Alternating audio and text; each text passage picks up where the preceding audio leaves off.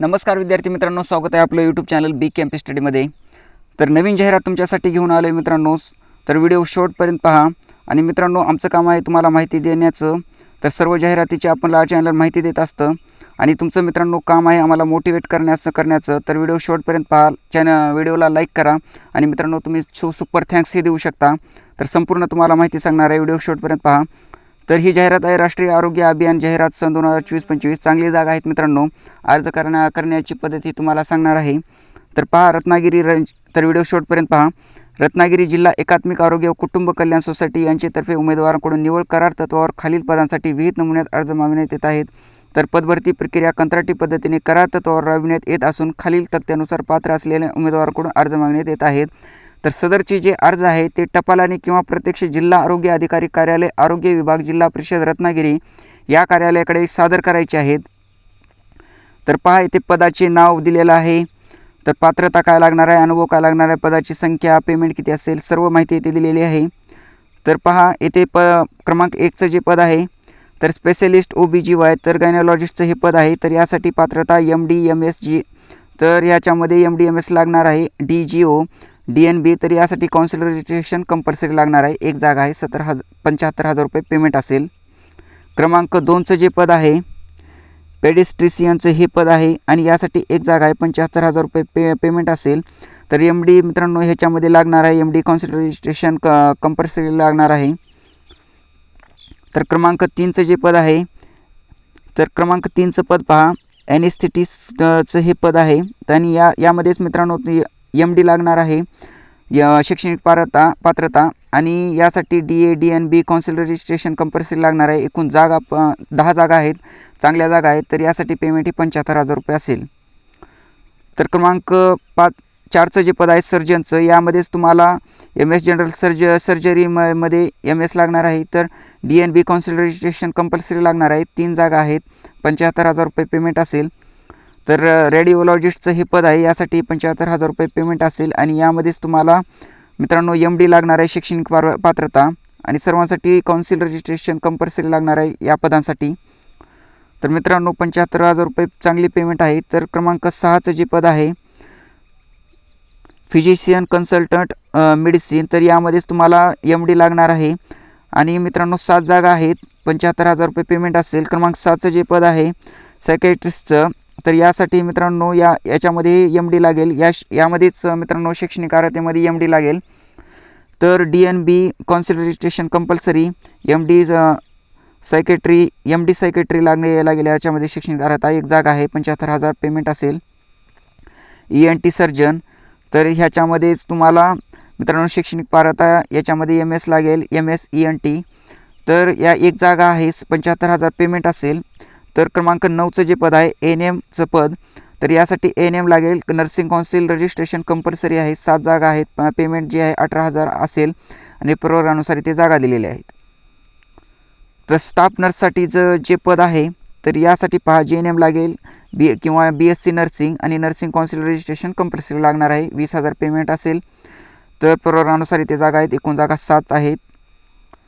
तर क्रमांक 11चं जे पद आहे काउन्सिलरचं, यासाठी शैक्षणिक अर्हता BSW और MSW डिग्री और diploma in counselling health education, तर यामध्ये मास कम्युनिकेशन, तर हे मित्रांनो शैक्षणिक अर्हता लागेल आणि अनुभव यासाठी 2 इयर्स एक्सपिरियन्स लागेल।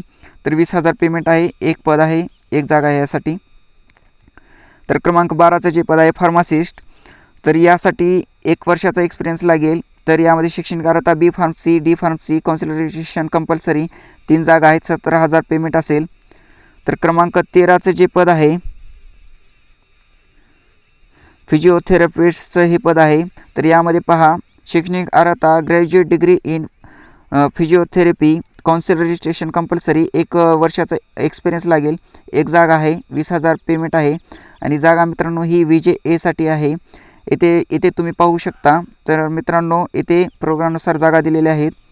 तर क्रमांक 14चं जे पद आहे MO डेंटल, यासाठी शैक्षणिक अर्हता for BDS 2 years experience of minimum 10 chair hospital, तर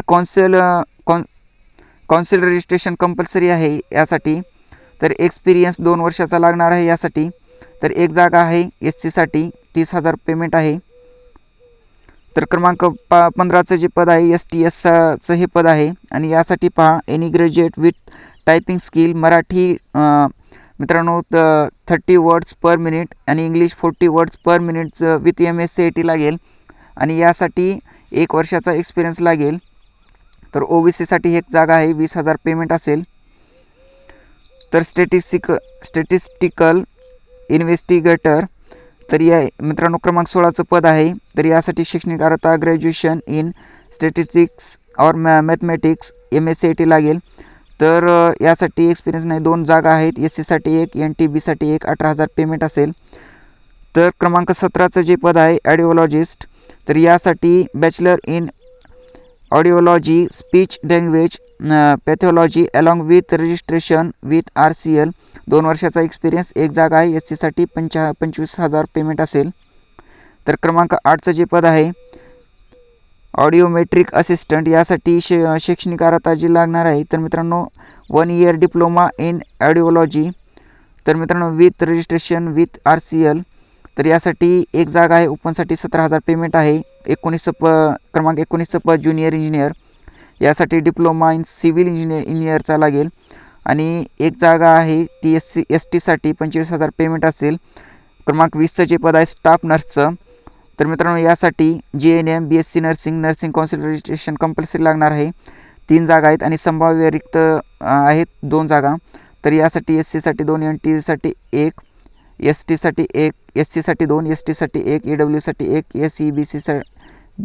BC साठी 1 तर 20,000 पेमेंट असेल।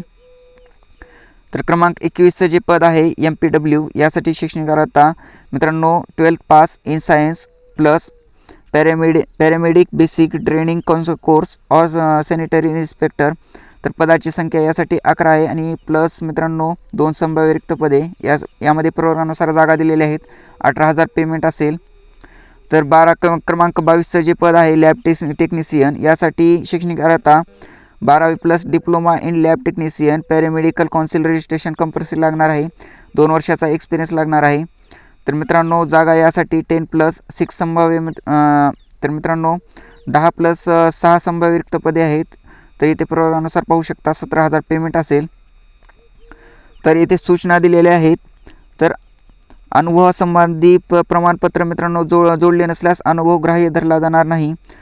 तर निवड झालेल्या उमेदवारांना समितीने तयार केलेल्या अटी व शर्ती ज्या आहेत ते मान्य कराव्या लागतील तसेच 100 रुपयाचा जो बॉन्ड पेपरवर करारनामा सादर करावा लागेल।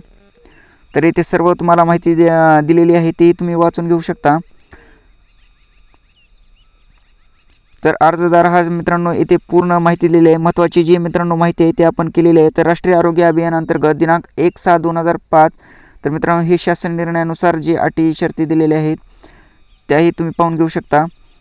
तर कागदपत्रांच्या स्वाक्षरीत केलेल्या छायांकित प्रती तर याबद्दल ही माहिती दिलेली आहे इथे एवढी ही डॉक्युमेंटची मित्रांनो माहिती दिलेली आहे। तर अर्ज जो आहे तर लिफाफा इच्छुक उमेदवारांनी सोबत दिलेल्या नमुन्यात A4 आकाराच्या पांढऱ्या जाड कागदावर एका बाजूस टंकलिखित अथवा मुद्रित करून स्वच्या अक्षरात भरलेला अर्ज सादर करायचा आहे। तर लिफाफ्यावर पदाचे नाव व युनिटचे कक्षाचे नाव ठळक अक्षरात नमूद करायचे आहेत।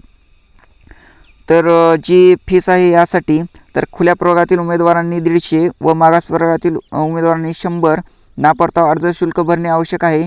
तर मित्रांनो हे शुल्क कसं भरायचं आहे ती माहिती दिलेली आहे।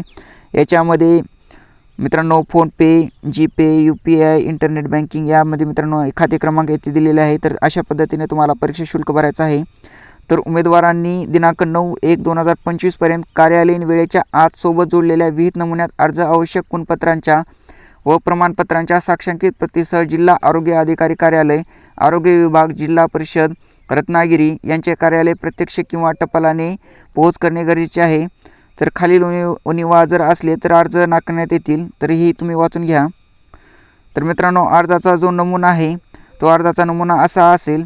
तर तुम्हाला अर्जाचा नमुना मित्रांनो किंवा PDF वगैरे पाहिजे असेल तर व्हॉट्सअप क्रमांक मित्रांनो तुम्हाला कमेंटमध्ये किंवा मित्रांनो डिस्क्रिप्शनमध्ये देत आहे। तर मित्रांनो माहिती जर आवडली असेल तर नक्की एक लाईक करा। तर सुपर थँक्स हे तुम्ही देऊ शकता आणि चॅनलला सबस्क्राईब करा। धन्यवाद।